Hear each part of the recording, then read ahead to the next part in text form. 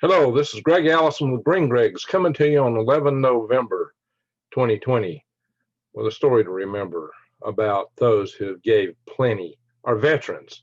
Yes, freedom isn't free. Freedom is to be fought for continuously. There are those who would take it and put us in tyranny. Always remember throughout this November and beyond that freedom has to be fought for continuously. That there's always those, even many people who start out with good intentions over time become corrupt. I talk about quite often a little dynamic. Power corrupts and absolute power corrupts absolutely. A quotation first enunciated by, at least credited to, Lord Acton. Then there is birds of a feather flock together. That means this guy's got all kinds of certificates, and he who has the goal makes the rule, the ultimate golden rule. And usually these three work in tight conjunction to evolve a system, a dynamic that will lead to tyranny in any system that does not have adequate checks and balances. And even when you have lots of checks and balances, they find ways over time to subvert, divert, and get rid of those systems. So tyranny constantly has to be held at bay with most vigilance. And writers like Thomas Jefferson wrote about that quite a bit. They understood that. They understood human nature way back when. So if you think about it, the founders of this country, they understood human dynamics. They understood societies. They had a lot of history to draw from. And so they tried to create the best checks and balances they could. But even they thought they would not last but just so long. And they all warned against abuses of power and how that could tumble us down the road into tyranny. They didn't even like a standing army, although they knew we had to have military to defend ourselves. So, but in this day, modern day, with Cold War and the super weapons we have today, at the moment, it's kind of hard not to have a standing army when there's so many other big countries that do. And that's really a shame. And there's a lot more to that, but that's the subject of a whole another set of videos. As you might know, I'm all for freedom. I'm all for liberty. Uh, and I have a deep history with the military in my family. My grandfather, my dad's dad, fought in World War I. And he was injured. He slipped on some ice and it messed up his back. And later he got kicked by a mule that just kind of drove that in further. Eventually he became crippled. He became crippled for life. My dad fought in World War II. My dad was a paratrooper. He jumped the headquarters and headquarters company at the 18th Airborne Corps, which meant he also jumped the 101st, the 82nd, and some other units. And his third training jump turned out to be a combat jump. They were told they were on the training jump. And surprise, surprise, he told me that when the light went on for the guys to jump, that he'd never seen a plane load of more sick men in his life because they just weren't mentally prepared. They didn't know they were going into combat right then. See, that's one of the things about the military. Why being in the military is special, why it's a bigger sacrifice is this. It's not a job. You sign your life to the government. GI, they call soldiers GI. GI means government issue. And the message is you belong to the military. You belong to Uncle Sam, or as we used to call him, Uncle Sugar. That was our little nickname for Uncle Sam. We got all our sugar, whatever we got came from Uncle Sam. It was too. We were GI issue, and everything we had was GI issue. So yeah, you sign a contract when you go to service, and that contract is not like any other. It's a contract where they can send you on orders to run up a hill or run across a beach, in which your odds of survival is very slim. You can be sent to almost certain death. That's what you sign up for when you go to the military. Now, some people do it for money, maybe. Yeah, there's a few who do that. Some people are a little bit on the weird side. They like violence, which that's the most unfortunate. But if there's got to be a place for those kind of people to go, hey, at least it's there. Kind of gets them out of society for a while, right? But more. A lot of people join because they do care about our country. They think it's important. They believe in liberty. Some join for the benefits, because they're in a tough spot and things like that. But they know what they're signing up for when they join, irregardless. And we do have a volunteer military these days. Now, there was a time that there have been times there have been drafts. My dad was drafted to going to World War II. He knew it was coming, but he went willingly. He was part of the greatest generation. He knew that was coming. He had a deferment because his dad was crippled. He had a few things he had to get ready on the farm before he went, but he went. And he went and he served in combat. He was there in the Battle of the Bulge and some other occasions too. So, yeah, um, my dad used to have a lot of war stories. He used to tell me war stories from the military all the time. I got to say a few on my channel. Check it out. I myself have served in the military. I was in the Army. I went in the Army when I was 19 years old. My granddad, my dad, myself, my older brother was in the Army. He was in during the Vietnam War period. Fortunately for him, his military occupational specialty was a rare one because he was qualified to do all kind of electronic stuff. So he did not wind up going to Vietnam. They needed him in other places. Everybody in the military that's serving during wartime doesn't necessarily fight in a war, not necessarily. I went in when I was 19 to the Army, and I first went to my basic training at Fort Jackson. My AIT, as our advanced individual training, was also at Fort Jackson. And then I went to Fort Bragg as my first duty station. I was not airborne, but I was in an airborne support company. We were told as soon as the airborne guys laid out the airstrips, the paratroopers, that we were going in right behind them. And looked like we were almost going in right immediately anyway, because during the Iranian hostage crisis, I was had everything packed up, ready to go. We had Pope Air Force Base right next. In fact, I lived right at Pope Air Force Base, right near the entrance of it.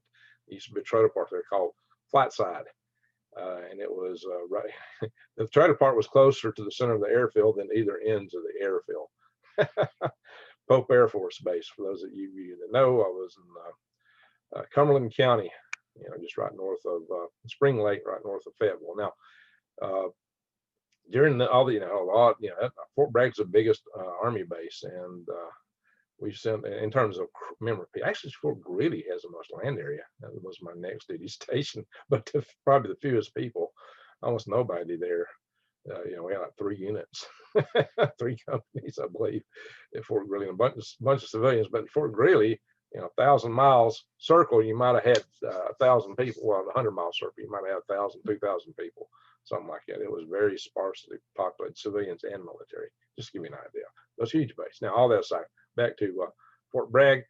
We were packed up for the Iranian hostage crisis. We were basically told, we were told we were going. We said, you're going to Iran during the hostage crisis. You're going to be part of this rescue mission. We had all our gear packed up and sitting on the tarmac at Pope Air Force Base. We were told we were going any second, and every day we had to take our shots. We had to do our wills for 2 weeks. The crescendo of what we thought was going to happen was just building up, building up, building up. And they had us we were on edge. You go to bed and go to sleep, and you'd be dreaming of combat, literally dreaming of combat. You were so psyched up. Your mind just knew you were going into combat. And then all of us one day they said, "Okay, y'all can go home." So what? It was like all this tension building. Suddenly, it's like, "Okay, everybody go home." What? It just blew our minds. It was like, "Huh? Okay." I went home. I had been sequestered on base. I lived off base. I had a family. Lived off base. I went home, and I was laying in bed half asleep, and I'm hearing radio, and I think I'm dreaming, because you're dreaming this stuff, and I'm thinking I'm dreaming about busload of Iranians getting captured, airplane crash on the airfield, and suddenly I realize I'm not dreaming. This is the news playing. I'm here. The wife was up cooking breakfast, and I'm hearing the news. I jumped up out of bed thinking my phone was going to ring any second. I said, "Greg, get your back in here. We're going to war." Didn't happen. When I started listening to what went down, I thought, what? Really? Oh, my God. Well, I wasn't surprised. I was the armorer of headquarters company of the 426th Signal Battalion. And we had 250 people assigned, but I had 200 M16s. And of them at the time, only 40 would function. I swear to God, only 40 would function. And they told us we had to take the ones we had. And I was incredulous. I was mad about it. So you got to be kidding me. It's stupid. It's insane. And why? Penny parts. I couldn't get the little extractor springs that pull around out of the chamber. I couldn't get the little ejector spring pins, the little bitty ejector pin in a bolt that makes it, when that extractor pin pulls that round out after it's fired, that little other pin flips it out so it can engage and grab another round. There's something called the cycle of fire. Anybody understands weapons, especially automatic weapons, understands the cycle of fire. These were penny parts. A bucket of them that cost you $1. They'd been on requisition for months. Couldn't get them. Why? Well, it was a ragbag army at the time. It was Jimmy Carter's ragbag post-Vietnam army, and we just couldn't get squat. We were not a priority. I mean, they had just created the Delta Force. They were starting to think, yeah, we need to start ratcheting this up. Something they hadn't got there yet, and that cost Carter's re-election. I mean, the whole fiasco. Every day the news was counting how many days we were into this hostage crisis. Every day it was one more day, 400 something days, this number of days, that number of days, and that pretty much cost him the presidency. That and maybe some other things. That was one of the key things. So now I did go to Alaska, but I actually was trying not to, because I wanted to not break up the family. I wanted to get out of college and get out of the army and go to college and go back in the Air Force. I was wanting to go to flight school and become a fighter pilot, hopefully a test pilot. I had ambitions to be an astronaut and excellent reflexes. I wanted to be a pilot. But you know, long story, that didn't happen. I had put in to remain in my unit instead of taking the orders to go to Alaska, and I was rejected. So I went to Alaska. And I spent 2 years in Alaska instead of going for the 1 year tour. I extended. I didn't bring the family up. The whole lot of story behind that, not to be told here right now. But actually, I'm very glad I went to Alaska in hindsight, because I was like a fish in the water. It was like home. I was made. My body type was made for that environment. I did so much better there than I've done anywhere else. But it's a harsh place. That place can kill you in a second if you don't know what you're doing. Alaska is not for the timid. Alaska is a place you're either going to love or hate. Well, that's my story about almost going to combat. Now, had I prevailed in my request to stay in my unit, that unit right after I left, not long after I left, went to Grenada. I would have went to Grenada. That would have happened. And the downside of not going to Grenada is now they reclassified, what, at the time when I got out of the army and for a few years afterwards, anybody had been a veteran got all these veteran benefits, but now they've dialed, like hiring preferences in the federal government. Now they have dialed that back. You have to have served either during certain periods of time, or if you weren't in those, like the Vietnam War period or certain absolute war periods. And if you didn't serve in those, it didn't matter whether you went or not. Like my brother didn't go to Vietnam, but he was qualified. He got all the benefits. Me, because I served in a time we didn't have a war like the Vietnam War, which wasn't a declared war either. They exempt you unless you went to some place like Grenada, or if you had been in Iran. That's not really. I came so close, and it was not of my choice whether I went or didn't go. You follow orders. You're given. That's the thing about when you're in the military and you're sent somewhere, you follow orders. Okay, enough of my story. Back to all this. I did a video on Freedom Matters, and that's what the Army military fight for, because without our military, we wouldn't have any freedoms. We would be under still probably the British Empire or some derivative thereof. We wouldn't be the free society we have. See, the problem is that people take freedoms for granted now. We've had them so long. This is all a lot of people here know. They can't understand why people would have risked their life to fight for liberty. They just don't equate to them. They don't understand why the Continental soldiers risk so much. I mean, Valley Forge, these guys were walking around with their feet wrapped in rags. They couldn't even get boots, and their feet were bleeding. There was blood in the footprints in the snow. It was cold. When you get all this many people together, they catch diseases.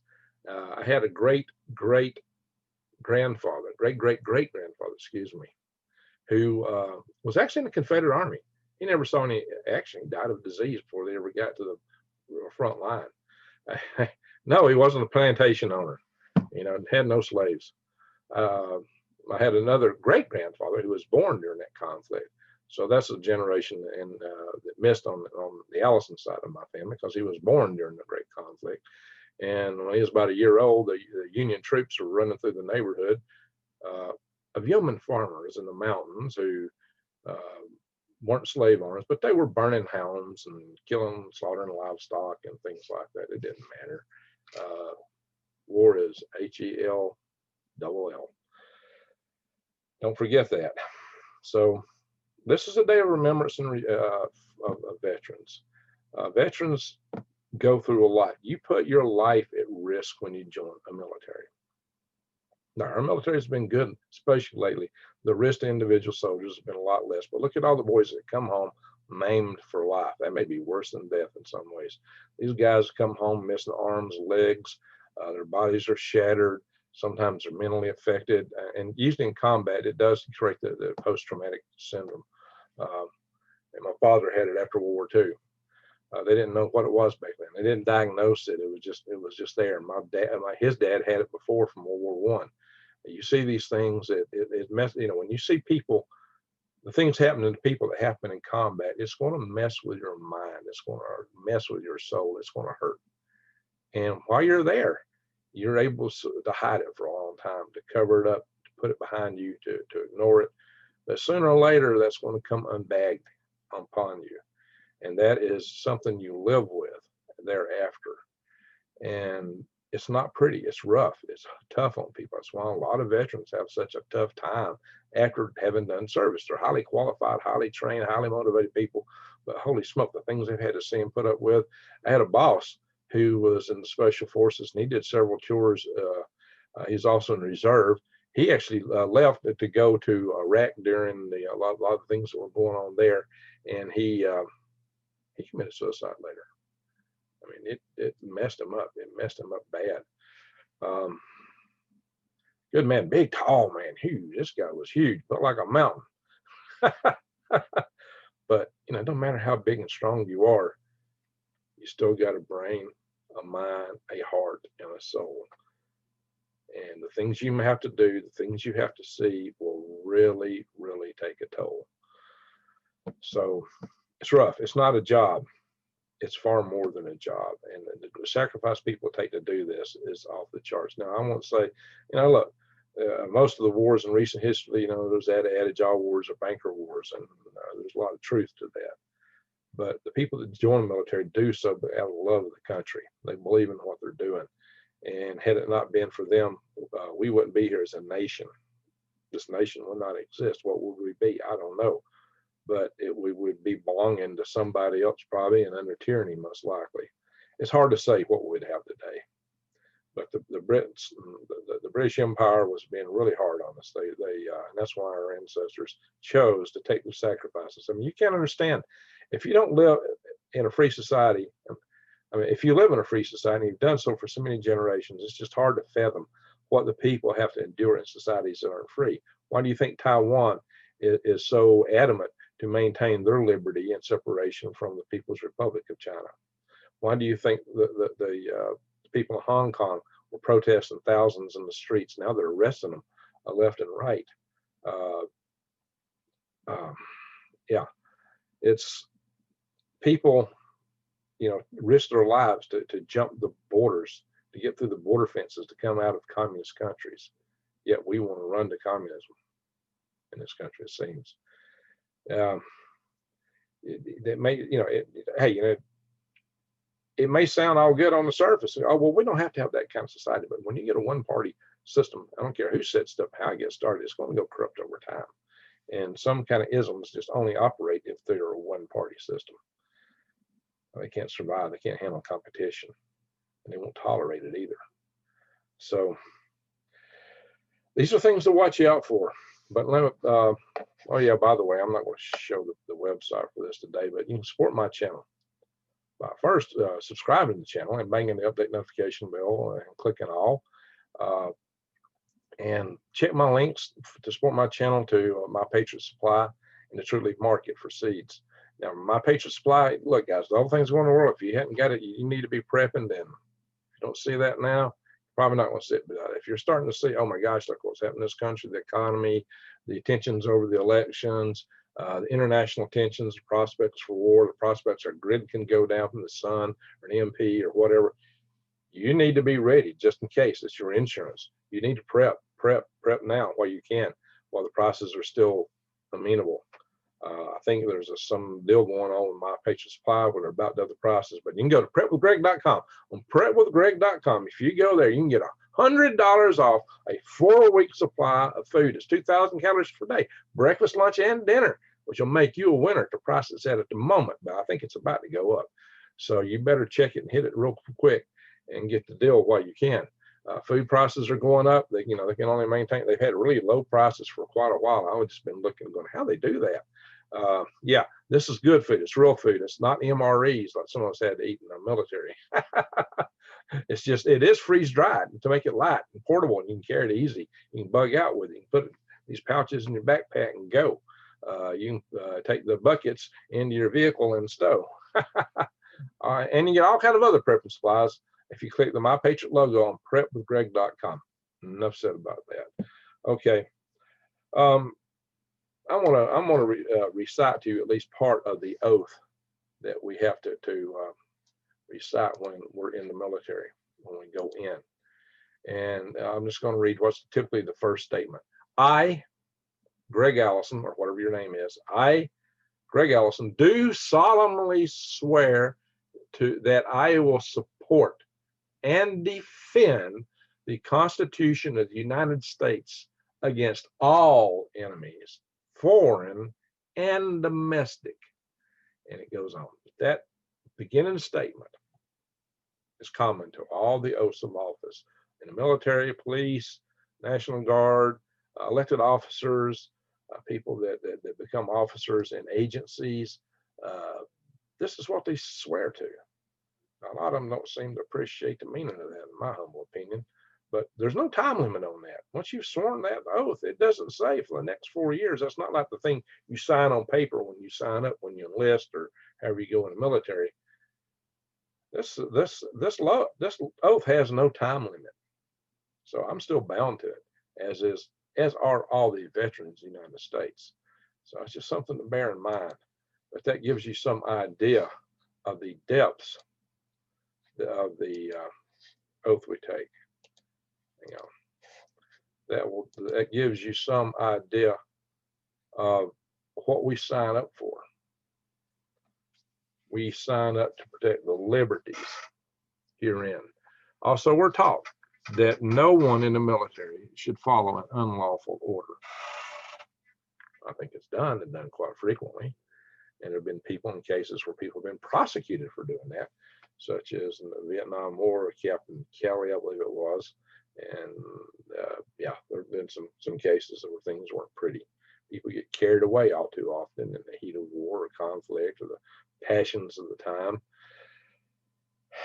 So hats off, honor, and a salute to everyone who served in the military in whatever capacity, whether it be any branch of service, whether it be even the guys who were policemen in this country. They sign up to do a lot, to take on a lot of stuff. You may not always agree with them. You may not always agree with the military. But what the people sign up for, the risk they take, is beyond any 9-to-5 job. It's a huge risk. And the monetary payout usually isn't that great. I was living on dried beans and macaroni when I was stationed at Fort Bragg. It was really Spartan for us. We were scraping. And, living in the house straight on my wife and my son and I. It was before my daughter was born, my oldest daughter. She was born in Fairbanks, Alaska. So her grandmother named her Moose, nicknamed her Moose. But I love the kids, all of them. So my son was born in the Womack Army Hospital at Fort Bragg, when paratroopers were coming in all busted up from night jumps and things like that. Yeah, so that's the kind of things you have to put up with, the kind of things you have to do. My son, who was born in the Army, essentially, served in the Army in a combat period. He was in the Second Gulf War. So, the tradition continues. I've had a nephew in the Army. I've had many uncles that have served in the military. Most of my uncles on my mom's side served in the Air Force, actually. So there's been a lot of Air Force involvement, a lot of Army involvement in my family. If you go back enough generations, back to the Viking days, I'm sure you might call that naval. Marine forces. Come on ships and fight on land. I don't know. It's a whole different story and way back. Yeah, there's some of that. There's a lot of that in my blood. I think that's 100% almost. But that goes way, way, way back. Yeah, I'm a Southern boy, but yeah, I nearly died when I came back from Alaska. I realized my ancestors moved to the wrong part of the country because I definitely was like a fish to water in Alaska.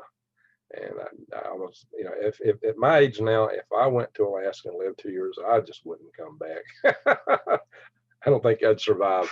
You know, it takes a lot to be able to handle the heat when you get the kind of body type I've got. I've acclimated to it now, but if I had to reacclimate to Arctic or subarctic temperatures, I don't think I can make it coming back here.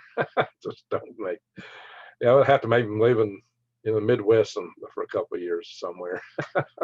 Maybe to Wisconsin or Minnesota. Maybe move to Minnesota and then down to Wisconsin. Then just kind of working my way down slowly.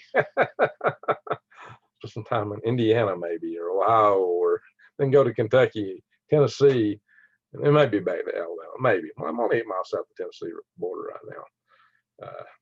Yeah, and even for me going down to South Alabama and Houston, I find that oppressive.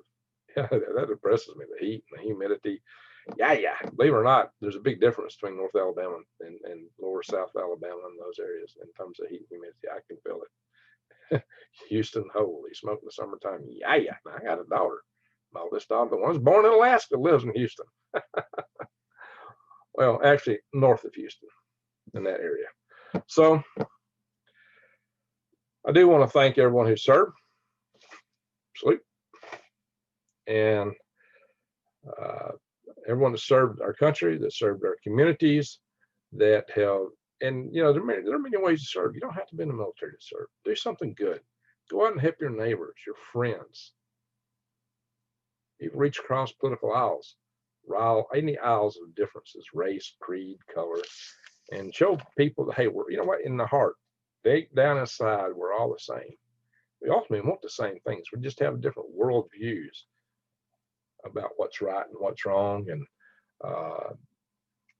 there's many world views as there are people. That means no, which one's right? You got nearly 8 billion world views. Probability to say none of them are exactly 100% right. They're all different. So, but the biggest thing that's most important is that we've got to learn to get along in this world. We won't survive as a species if we don't. I've done videos on that. Nuke and Every Pop was one of those. I've done videos about us slipping into a hive and sometime down the road. You might say that that's happening in China with their social credit system. Technology like Neuralink may take us farther into that. That's not freedom. So we've got to be ever vigilant to maintain our freedoms. By the way, in order to help us do that, I've started an organization. We have members around the world already, well, around the United States and some other countries.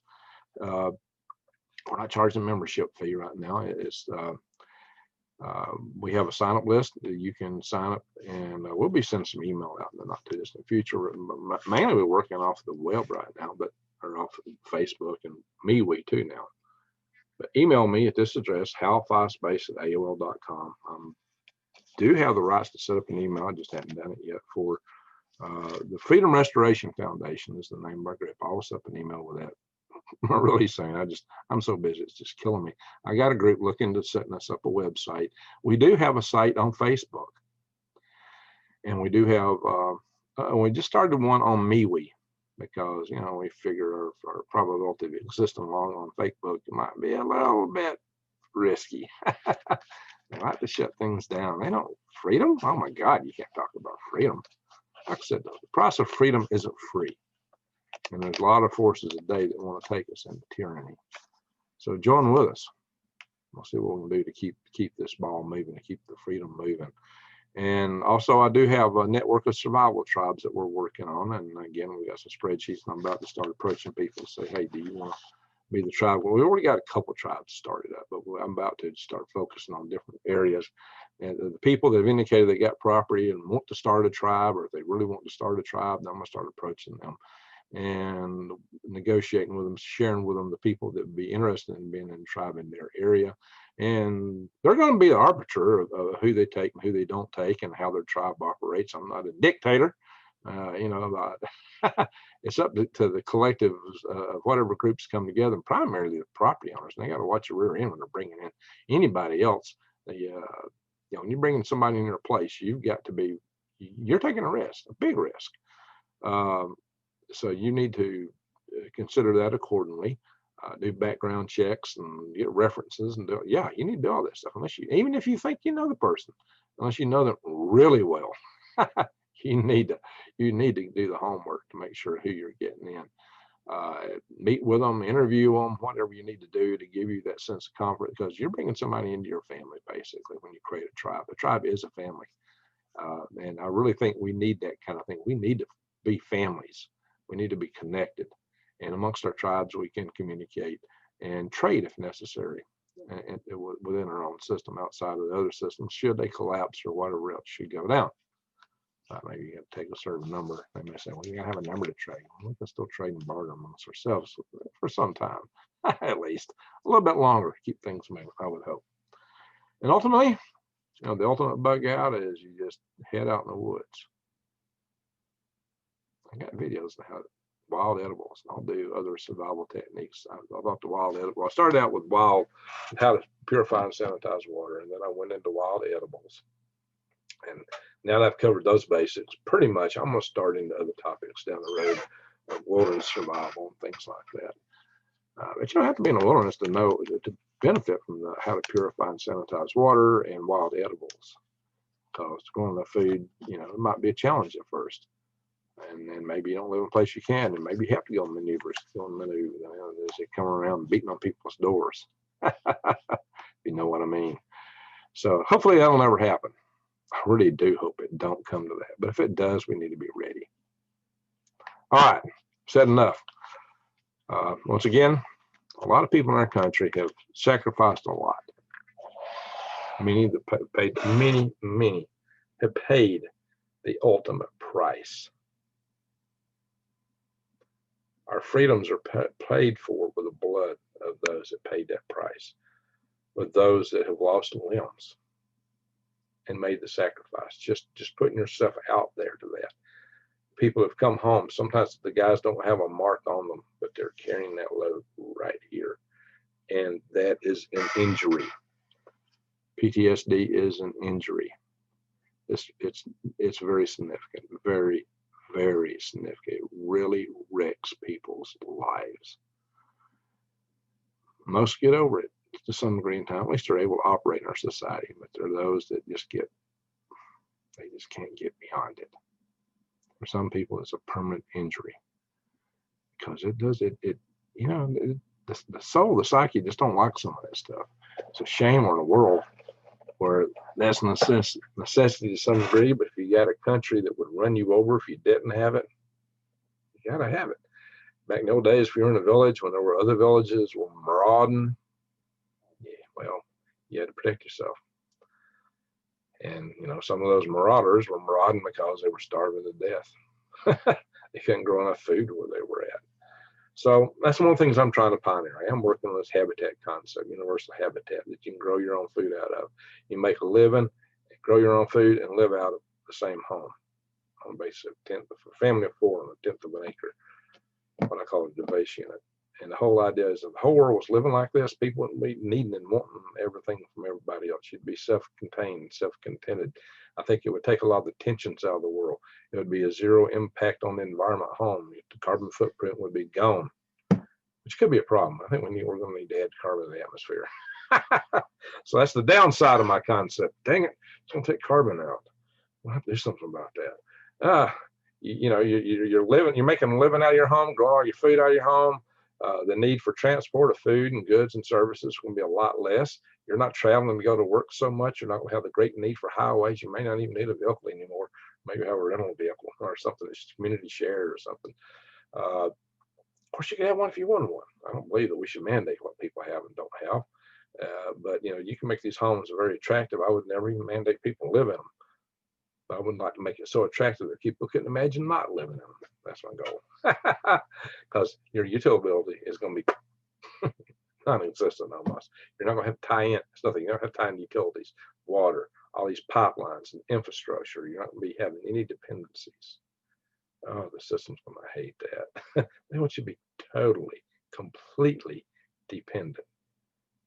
But I believe in independence. So this is the ultimate freedom. Once if we get everybody in the world free like this, they ain't gonna want to fight each other. They gonna go, why? If some big government guy comes and puts a rifle in someone's hand, says, go after this guy over the hill, they're gonna say, you gotta be kidding me. What for? That's the goal. That way we can have peace and prosperity worldwide and live in harmony with our environment and with each other and have nature even within our homes. We need a nature bath. Isn't that pretty? Isn't that a pretty idea? Hopefully we can get there.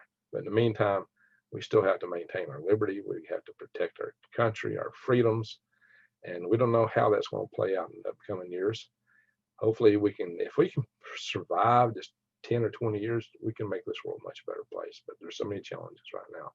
So for that reason, I'm doing a prayer session tonight at 11:11 p.m. on the 11th hour and 11th minute Eastern Standard Time. And I will repeat it at Central Standard Time. Then I think Rex Bear is doing a session on the Leak Project. I can check with him. Anyway, that's what I'm doing. And I have my normal live session tonight. I may do also an interview with Vicky. No, I'm gonna do an interview with. I'll get her later. I'm gonna do an interview with Gail Angeles of Rainbow Food Rocks shortly, and I'll post that hopefully this evening before the live session. I have my regular weekly live session. I think I'm gonna cut it short and do the prayer session separately because I've been thinking about it. I want to do them all together, but I think I will make that separate sessions now. That's my going in thought. Anyway, check back on the channel, see what we got going on tonight. But do come for the prayer session because I did a session called The Universe in a Solo Cup. And I talked about physics, the power of intention, God, and free choice, free will, and why the power of prayer matters. Whether you believe in God, whether you believe in prayer or not, you can still meditate and go out and be a good force in the world. So you can still join with us. Because it's not going to be a preferential to any religion at all. I don't care what religion you are. You can still pray. And I don't care what political system you're in or supporting. We're not going there tonight. We're looking for peace and prosperity and to get through these times. Anyway, thank you for watching, and to all my veteran friends, all my fellow veterans.